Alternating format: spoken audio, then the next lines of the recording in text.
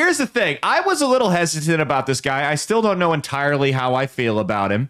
Guy was a phenomenal in terms of boots on the ground as a soldier. But as we learn with sports, sometimes we have some very, very good players who don't necessarily translate to good coaches. So we'll have to wait and see. Now, the flip side to that is those players that don't translate to good coaches are usually the people who put their buddies around them, who are also inexperienced assistant coaches when they get the job. So we'll see.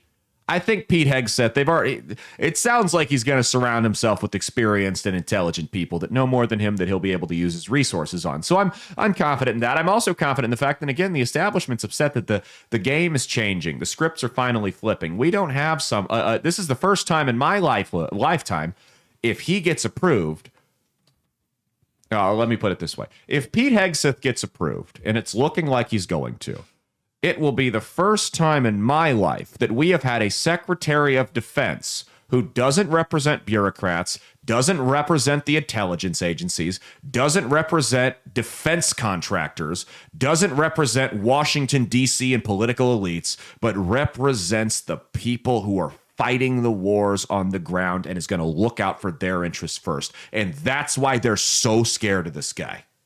Because now they know that the game is up. Now they know that, hey, we can't just go to war for no reason if we're not going to take care of the people we're sending over to war when they get back here.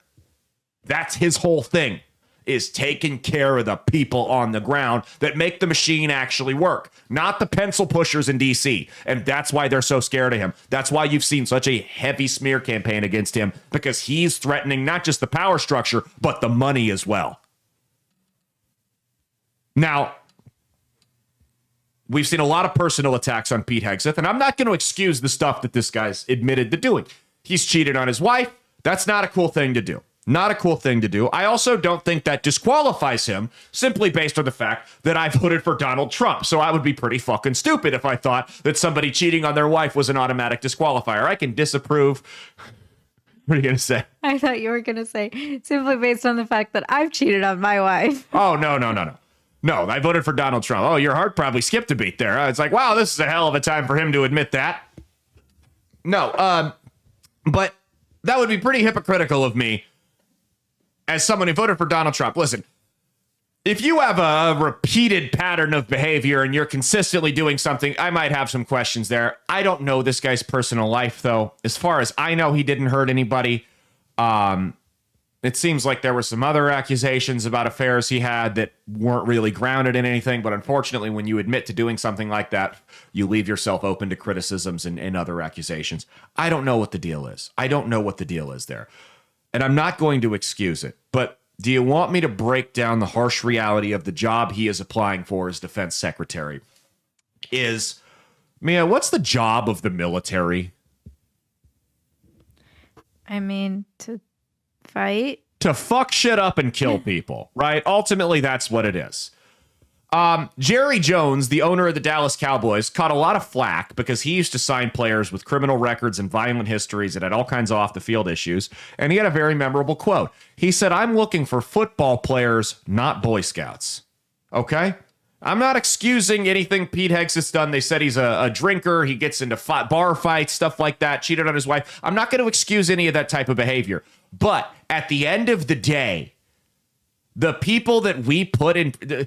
I kind of want the people that we put between us and the savage, ruthless animals that behead women for showing their ankles and throw gay people off roofs and rape little boys and think that's okay. I kind of want the people and strap bombs to themselves. I kind of want the people that we're putting between us and them to have a little bit of an edge to them. I don't want choir boys protecting this country. So if we've got people like that, I can't think of a better place for them to be than in the military. Okay? Is that a harsh take? Am I wrong there? Am I wrong there that I want the people whose job is to fuck shit up and kill people to maybe not have such a spotless record? I'm not excusing what they did, but what they did has already been done. So maybe let's take these people that got a little experience not being the best people on earth and point them at even worse people. You need them. What did I say about Andrew Tate running for Prime Minister of the UK? You need a monster to defeat the worst monsters sometimes. That's just all there is to it. Now, here's an interview with one of Mia's favorites, not an interview, a clip he had with one of Mia's favorite senators, Mark Wayne Mullen, from the Res down in Oklahoma. Go ahead and the fist fight senator. Again, guys with an edge. Go ahead and play what he had to say. And then Chuck Schumer and the Democrats are blowing up over this quote. They're freaking out over it. Go ahead. I've made mistakes. And Jennifer, thank you for loving him through that mistake. Because the only reason why I'm here and not in prison is because my wife loved me too. So they are going after Mark Wayne Mullen for that. Mark, again, this is the guy who was about to fight the union president on the Senate floor until Bernie Sanders got in the way. I don't know how Bernie Sanders slowed him down, but 90-some-year-old man. So they're going after him. They're trying to make it seem like he was this monster. Mia, the guy is an ex-cage fighter from the Res. Would you say it's probably safe to say that he's got a little bit of a checkered past? Maybe he's a little high intensity. No. Some fights in his past. I don't think he's confessing it. I said the same thing yesterday. You can confirm. When we met, was I a little rough around the edges?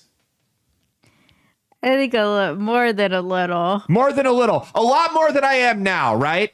A lot more than I am now. And I acknowledge this talking to somebody else about something totally different yesterday. I said, if we weren't married right now, I would probably have done a stint in jail.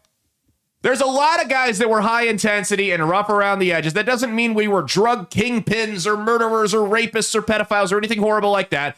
But how long? 5 years now? Over the course of 5 years, somebody probably would have got punched in the mouth and I would have done a little bit of time in county. That's all I'm saying. It probably, or I would have gone too far on one of my revenge plots on somebody. It probably would have happened. But as men who tend to operate at higher speeds than other men, when we get off that interstate exit and we finally slow down and start pumping the brakes, that typically correlates directly with us starting to realize, oh, there's other people who count on me now. So yes, there are a lot of guys out there, who the only reason they have not done time in jail is because of their wives. So there's nothing wrong with that. That doesn't mean you're a horrible criminal or this monster or anything like that. It just means that maybe you like to have a few too many on Friday night with the boys, and you might have said and done some stupid things that got you into some compromising situations. And you were on a trajectory and a path that had you not met somebody who made it so that you had other people counting on you, you probably would have continued down that path, and that path probably led to a few different stints in jail. That's just all I'm saying. That's all I'm saying. That's all I got to say. So I don't think it's the worst thing. I hope this guy gets approved. I think he's going to do a phenomenal job. It'll finally be nice to have somebody in who represents the people actually fighting the wars rather than the people making money off of the wars.